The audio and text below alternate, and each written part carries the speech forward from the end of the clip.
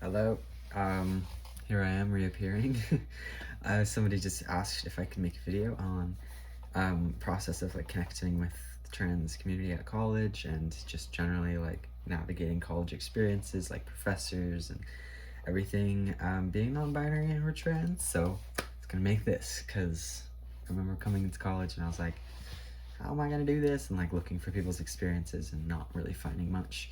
So hopefully this is a good resource. We'll see. Anyway, slight intro.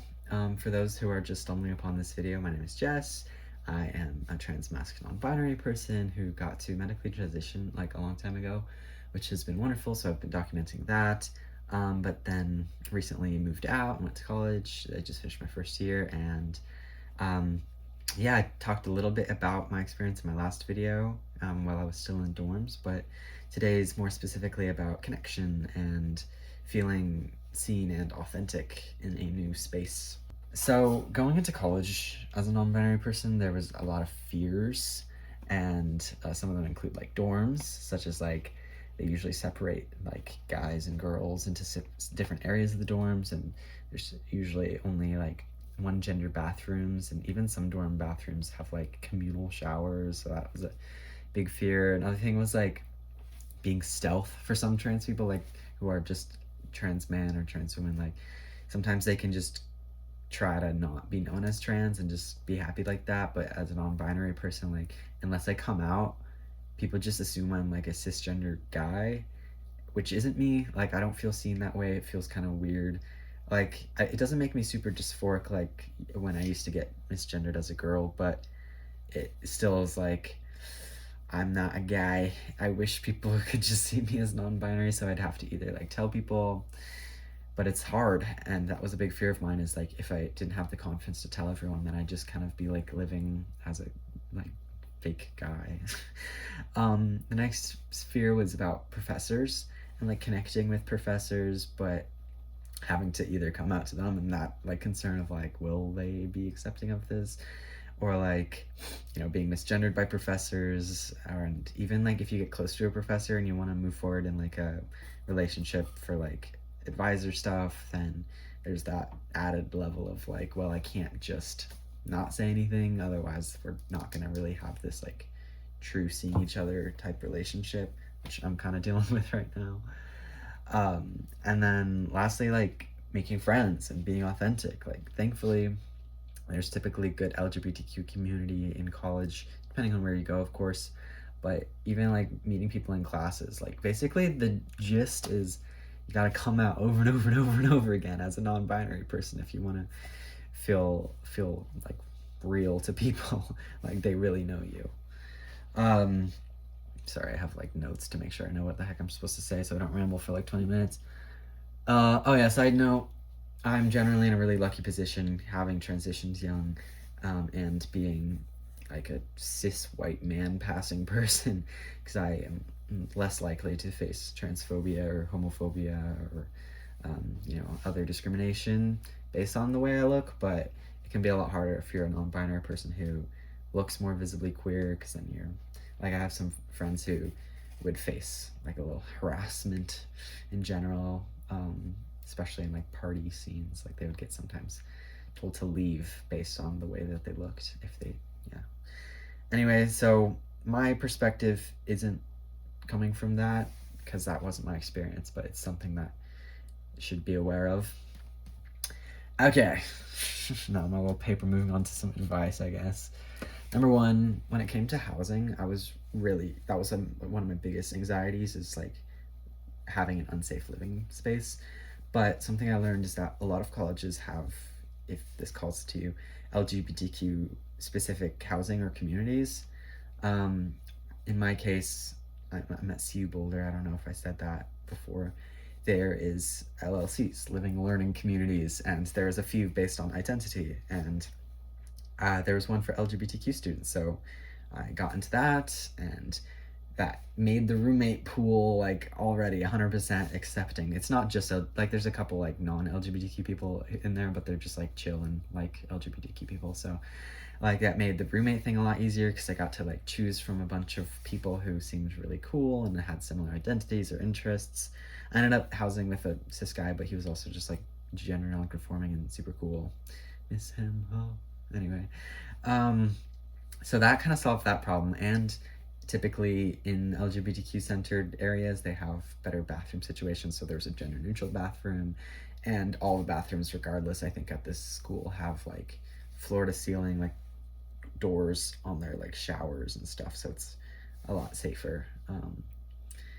Although, slight note, I have a friend who's going to University of Oregon, and he said that the men's bathrooms have like communal showers, which sounds really not great if you're trans. I don't know, that could be a fear, but I think generally each dorm will have at least like one single person bathroom that's gender neutral. I don't know. Hopefully. I think it's getting better. I think dorms are changing stuff. Next, about community.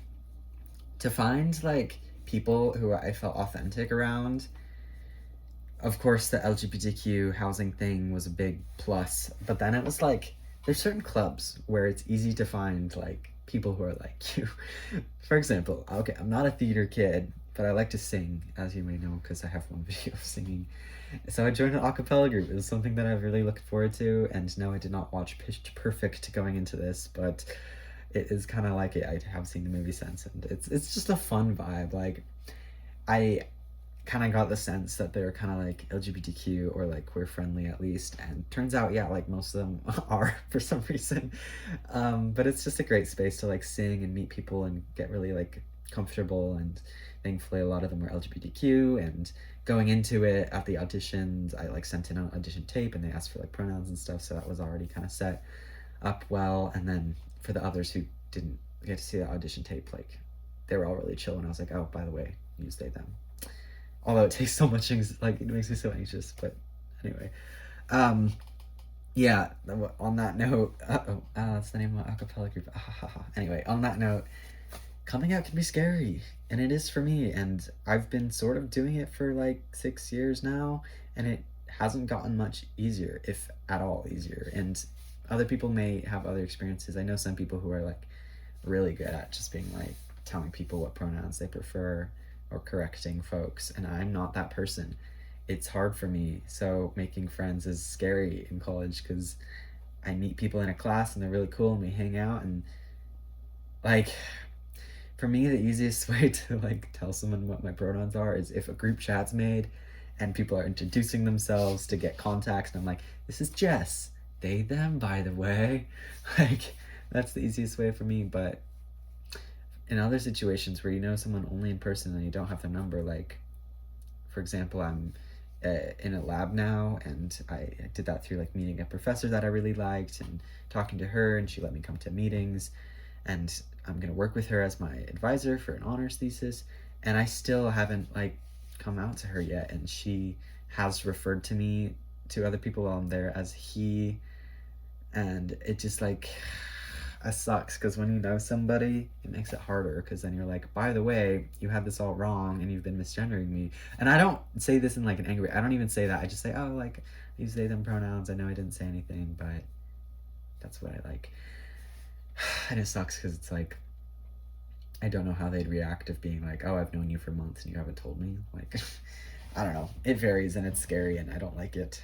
But anyway, like on a more positive note, I feel like you'd be surprised on how many people I like chill with pronouns and stuff, especially like, I mean, it depends on where you are, but like I've been in mostly like liberal spaces and I'm still afraid because it's like you never know what someone thinks.